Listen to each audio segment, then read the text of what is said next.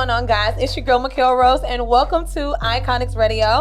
I'm so excited y'all are here because we got a special guest in the building, guys. A multi-talented, triple, quadruple threat. I don't know what comes after quadruple, but I'm going to work on that. Okay? But today in the building, guys, we have the amazing Juan is in the building representing the squad. Squad up.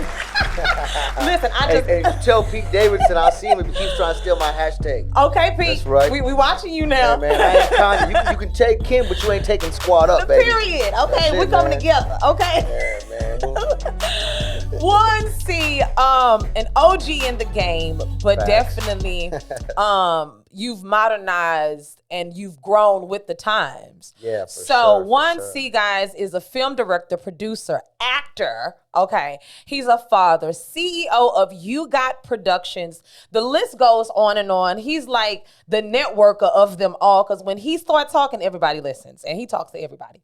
Okay. Right. You heard the lady. That's what happens. Period. Juan C, my man, how you feeling today? I'm feeling great. I'm feeling blessed. I feel energetic. I feel revitalized. I feel like I recharged my batteries and I'm ready to go again. I mean, you know, that's how I feel. Yeah, I mean, I can just tell you just got your Picasso. It's like everything is just painted by you right now. Taking my time. You know. Let me tell you something. Oh my gosh. You know, I'm not just gonna give this out. You got to wait for it to be ready, and it's got to be ready for me to give. I love it. I love it. Juan C, for someone with your type of energy, and obviously your creative ability, when you wake up in the morning, what's the first thing you do? Like you wake up and like, what does Juan C do in the morning? Well, you know, I usually know the day before what I got to do. So, so when I wake up in the morning, you know, it's like. One, like to wake up happy, like no drama, nothing, you know, no negative energy around me when I wake up. Yeah. You know, I like to just like, okay, this is it. Today's going to be a great day. Everything that I prophesized yesterday is going to happen today. Right. You know, so that's just, you know, the way I feel. And then I just go with the flow during the day, you know, handle it. And then I think that really helps you to go day by day because I used to be, you know, I got this coming next week, that coming.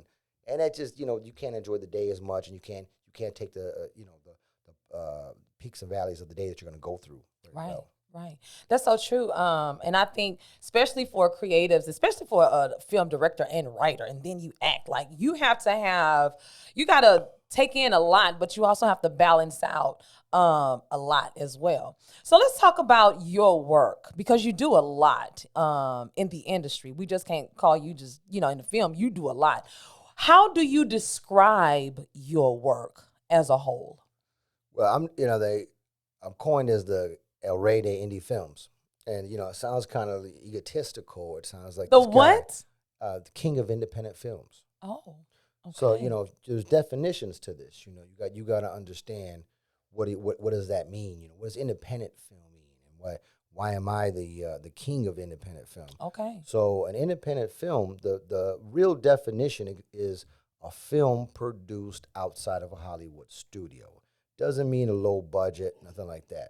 Okay, right. So, you know, just because you're doing low budget films, you do a bunch of them don't mean nothing. I mean, there's got and just because you did one film outside of Hollywood with a bunch of Hollywood actors and you used your Hollywood money to make it, you know, that's, you know, there's that dynamic.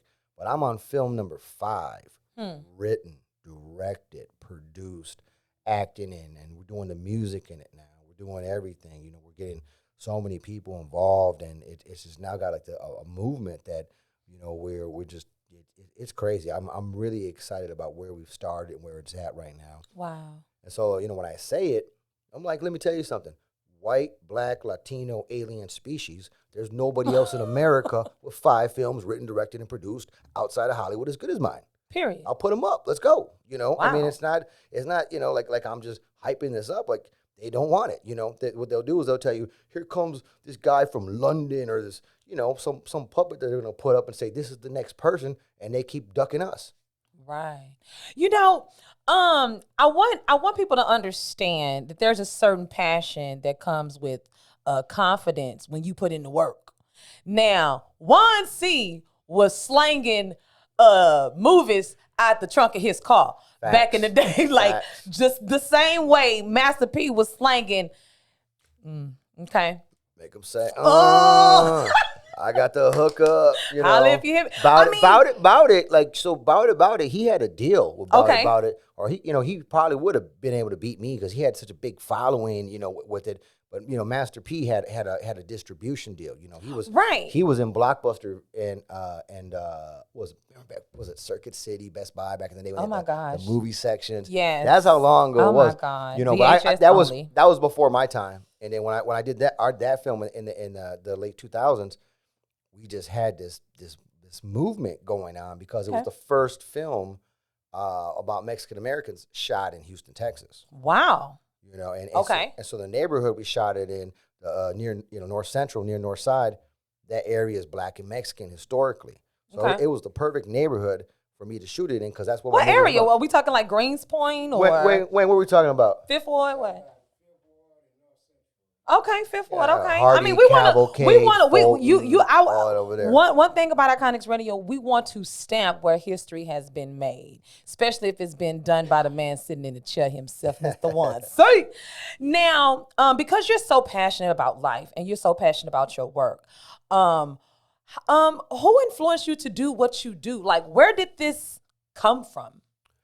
I've always been that guy, that go-getter, the one with the story, and then it's just convincing people to follow you and believing that you can do it. It's because anybody knows me. I don't come for money. I don't come. There's no nepotism in my family. Right. I don't do it for my son. It's like I don't push him out to the movies and say, hey, you got to be in it. If he wants it, I'll help him when it's time. But you got to want this. I don't like it when somebody just shows up and they don't want it. I don't like when you show up and you want to take it from me so much that you want to learn everything from me. That's the person I like. Facts. The person who sits back, I went to college and I got this $100,000 degree and this is how it's done. And yeah, man, okay, well, you go do that. Juan is my type of guy. I'm trying to tell you. I think that's what people don't understand is that's what icons are made out of, because you can't look at the price tag on anything, especially not in Hollywood. So let's talk about Hollywood, because as you sit here, you've casted, hired, and worked with some of the well-known names in Hollywood. Let's talk about one of your good friends, Mr. Danny Trejo.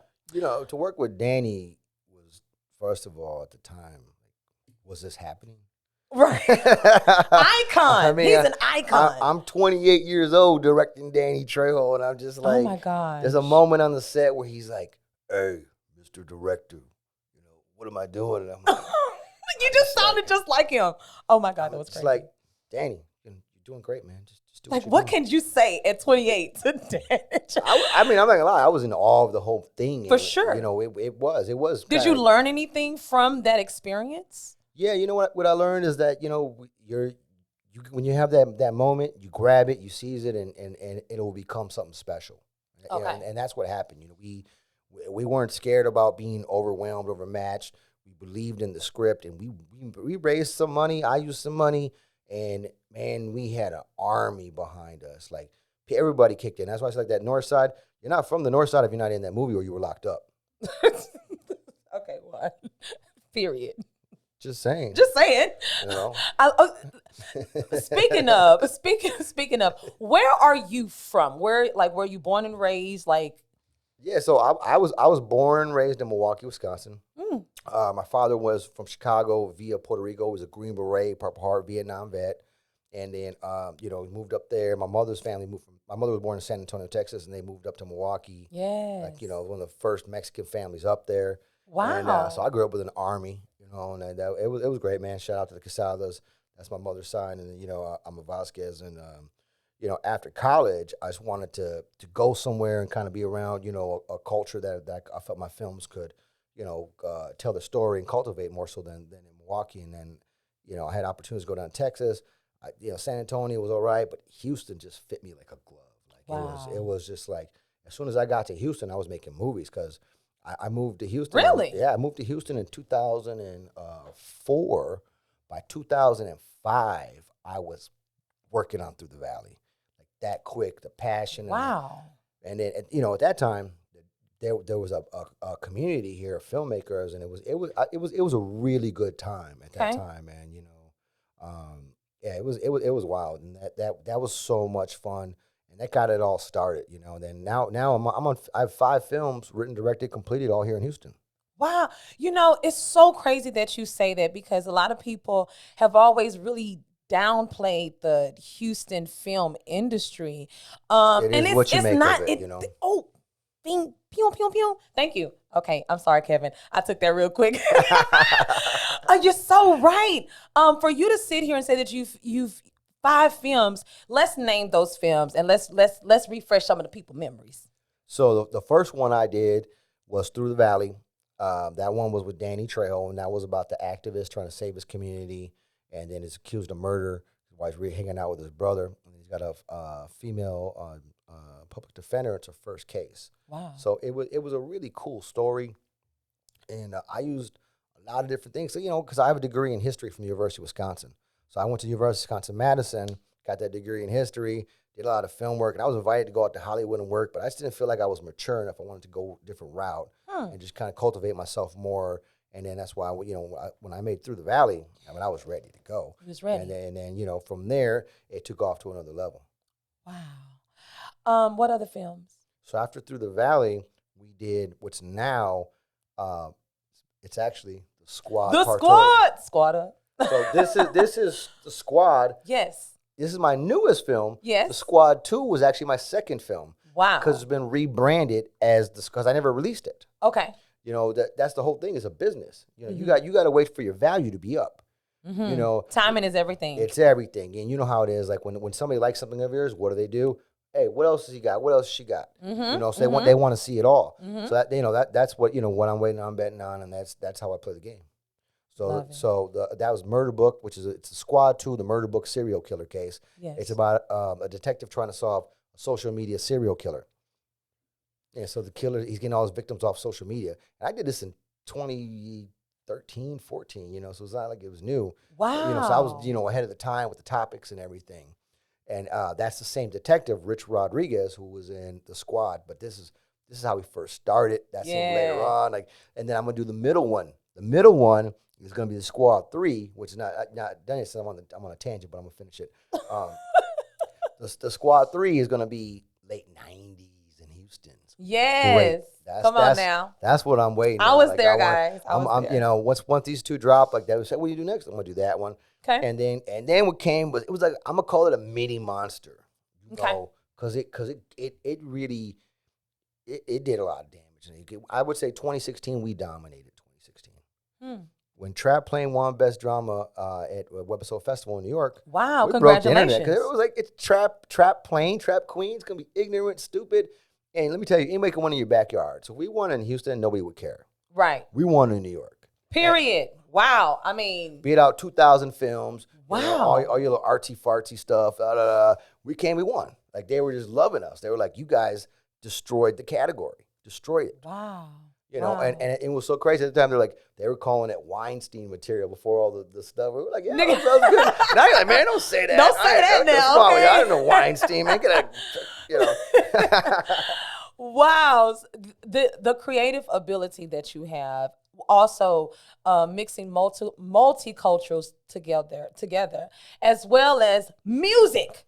You're also an artist. I mean, we tapping on so much right now because I know that we don't have all day, but you're so talented. You're mixing music genres together, and it sounds good. Hip hop blues. That's right. Damn. So, come on now. So I've always had this in me, but film was my first passion and love, and I felt like I needed to concentrate on film only, so that I didn't dilute it. And then if it didn't work out for me, I'd been like, well, maybe I shouldn't have did this, So I stuck with it, just focusing on film to get to where I'm at. Okay. And I just got so comfortable in my skin. We were talking about that earlier. When you're comfortable, you can just be yourself and let things loose and just say, hey, and I know what I'm doing. It's a character that I'm bringing out with what I'm singing and what I'm doing. So I'm very comfortable with what I'm doing, and it's so much fun. I'm gonna tell you, it's like I'm a teenager again with this music, because it's like I'm enjoying it, man.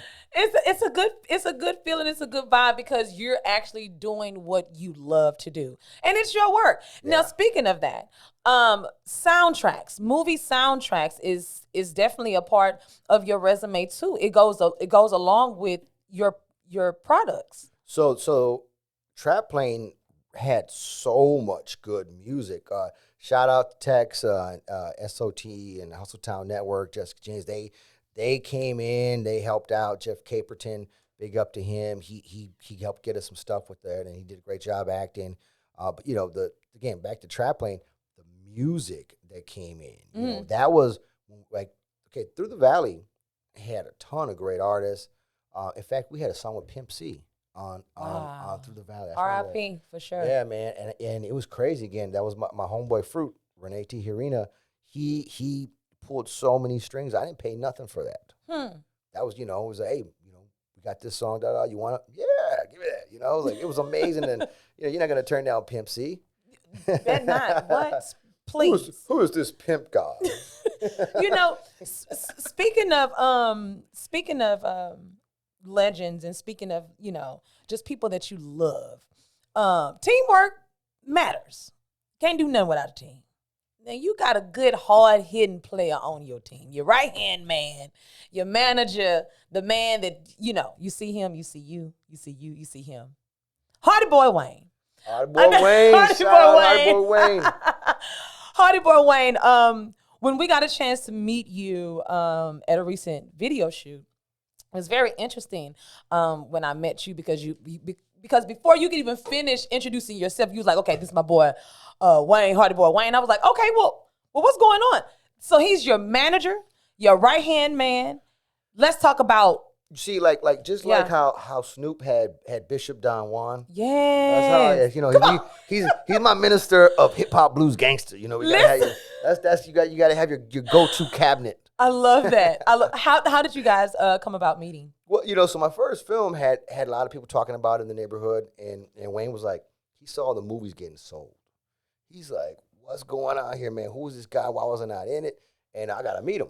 And then so he called me up. I was like, yo, man, yeah, okay. He was like, he knew Fruit. I was like, man, okay.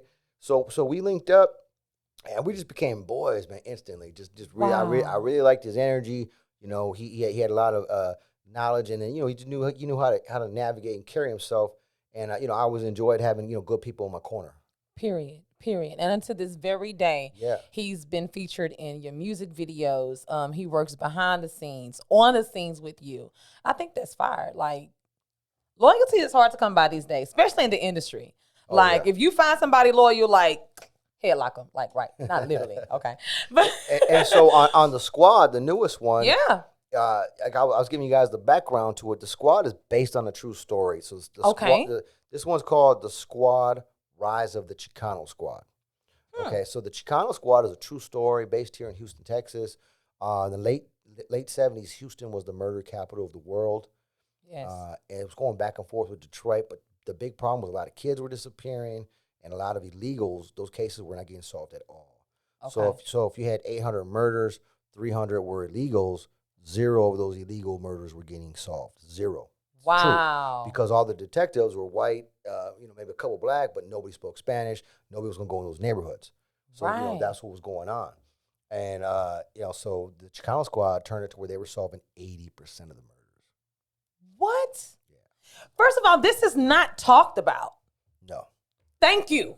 So y'all already know what to look forward to because I didn't know that. And I mean, I'm born and raised from Houston, Texas, like literally. So I'm honored to be sitting. Thank you for bringing this story to the forefront. I think I hate that, we're hearing about it now, but thank you because this is amazing. And that's the thing. Like when I heard about the story, I haven't done this much research on a movie since my first film. Wow. So it was a lot of work to do this. Wow. And then, it's based on true events, not Yes. any one of their stories. Because there was 5 of them originally. I never interviewed any of them, but I did my own homework, and I was very true to what happened and the overall. You knew how to create those characters. Yeah, you know what? Yeah, I wanted to add more to it because I didn't want to make it about one of them, you know. For sure. But you know, there was a lead detective, you know. But you get a feel for all of them, their styles. Yeah. But the overall, you know, success that they had of solving the murders and everything, and then what they were up against, because you know the thing about it was the DEA was against them, you know, right. the FBI was against them, and then everybody was competing to solve these big drug dealer cases, and the amount that they were paying the informants was crazy. Wow. Yeah, and a lot of people don't know this story, man. Yeah, people want to get in this drug game, but these drug dealers, they don't understand that people are paid to snitch on you. Take your ass to college. Everybody get come yourself home. a job. You know, be an entrepreneur. You need to understand. Those chips are stacked against you. Wow. Facts. You know, so I try to, you know, so many little jewels I put in my movies because, you know, the blind leading the blind. I ain't blind. You know, I'm telling these kids the truth. Facts. I love that. Is there anyone that you look to work with in the near future?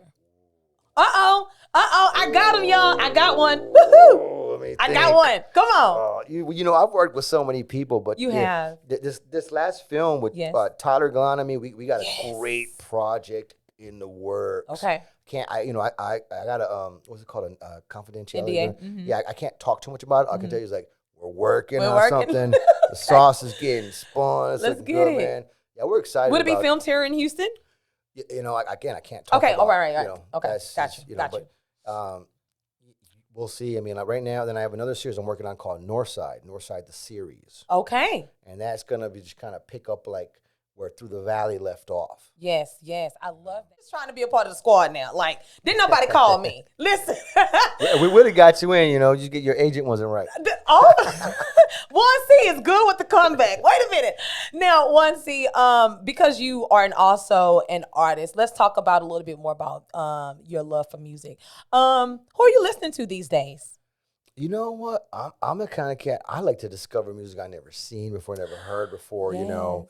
But you know, as far as like new music, not a lot. You know, I'm an old cat. I ain't gonna lie. I listen to all the oldies. Like when I walked in, I like that too. Like the vibe I look for is like I like instruments. You know, and like if you can, you know, my big thing is like I rap over the instruments or sing over the instruments.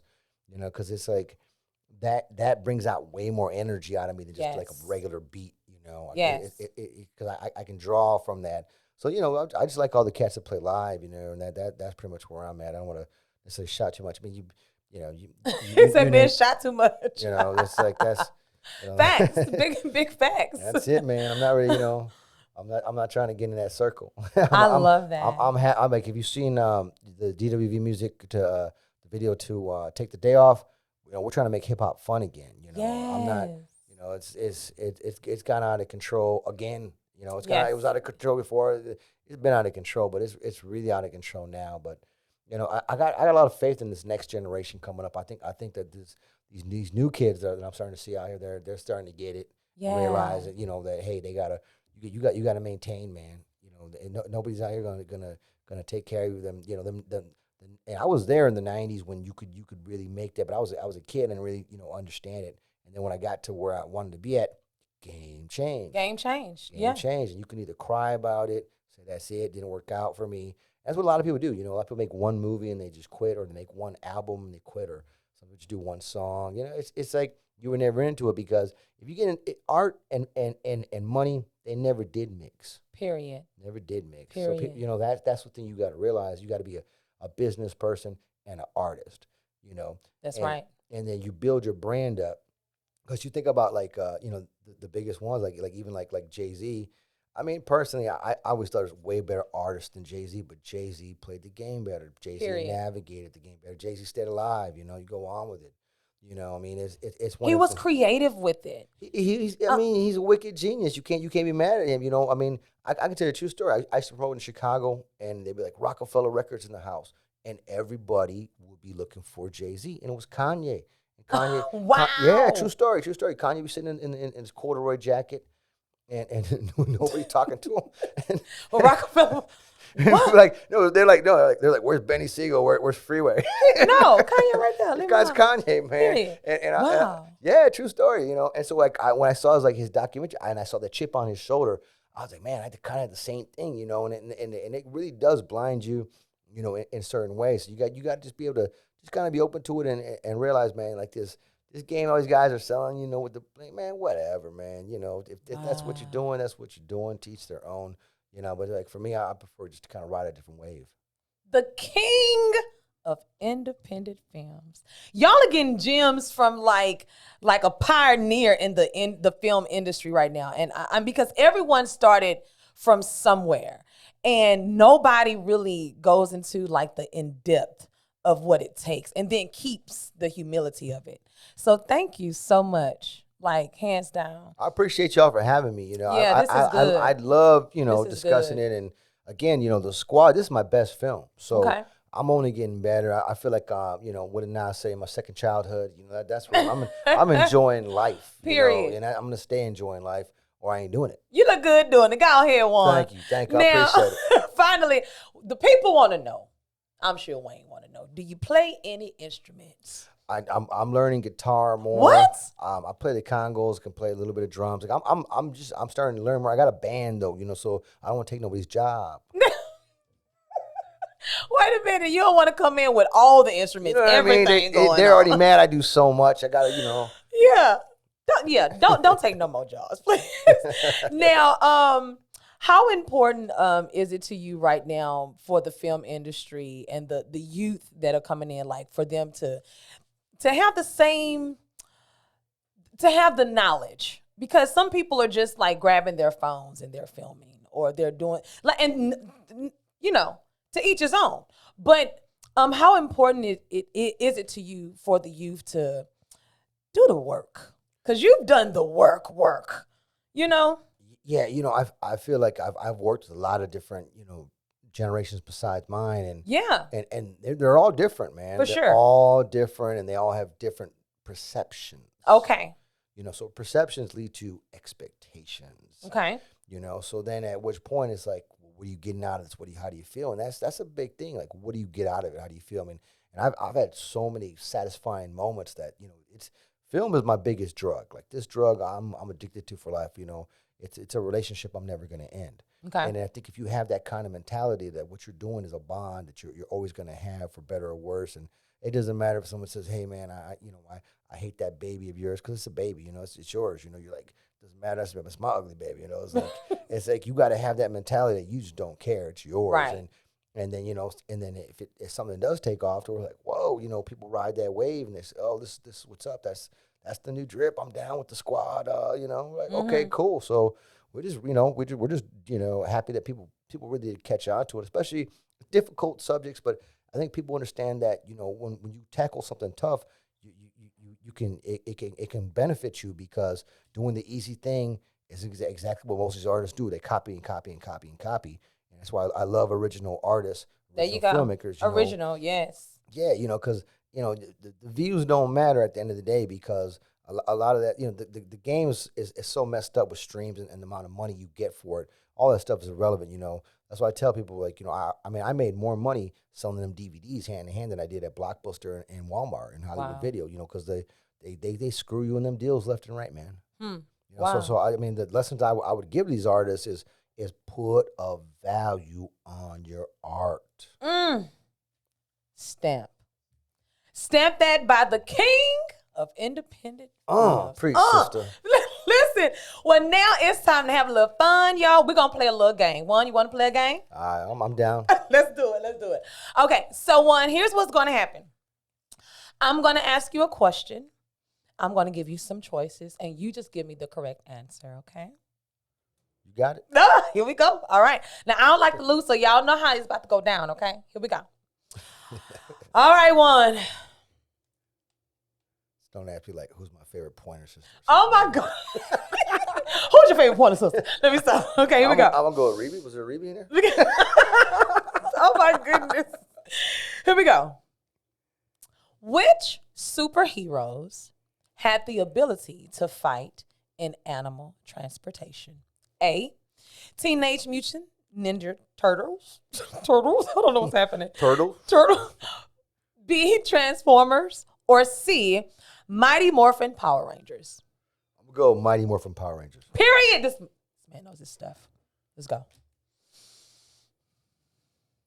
Which celebrity popularized the hairstyle known as the Rachel? A. Ellen DeGeneres. B. Anne Hathaway.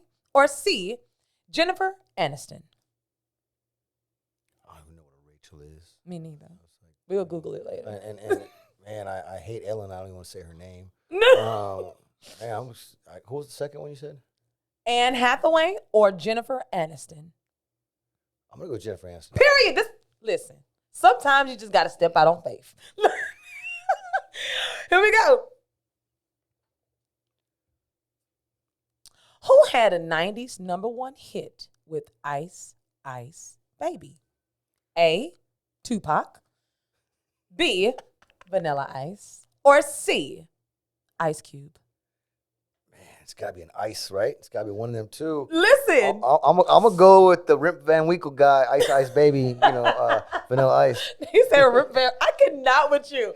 Oh my God. Okay, last one, final one. Here we go. I'm 3 for 3. Period. What do I get? A Happy Meal out of this? What? You want a prize with that? Listen, all we got is the cookies and the apples. Look, what you want? Here we go. In Independence Day, what does Will Smith yell as he blasts off in the spaceship? A, I got to get me one of these. B, I make this look good. Or C, hope you got airbags. Go. I make this look good. Final answer. What was the first one? I'm going with that. I don't know. I got to get me one of these. God, I don't see it. That was such a bummer, man. I don't know. For him getting slapped, I don't even know how I feel about him. Let's see. He's the Fresh Prince, so he's got to get him one of those. Yes. See, look, you 4 for 4. Listen. That's how I like it, guys. It's been such a pleasure to sit here with the king of independent films. I've learned so much about you as well as so much from you. And it's been a pleasure, man. It's been fun. It's been great. You guys can have me anytime. I'm always down to come and talk about what we're doing and any topics that are relevant. Yes, thank you. Also, guys, we have Davida Young, the amazing author. Go and check out her book right now on Amazon. She will also be here very soon, so be on the lookout for Ms. Davida Young. To survive, to endure, and to suffer. Y'all stay tuned. It's your girl, Mikhail Rose. The one and only 1C is in the building. We'll see you guys later. It's Mikhail Rose, Iconics Radio. Izzy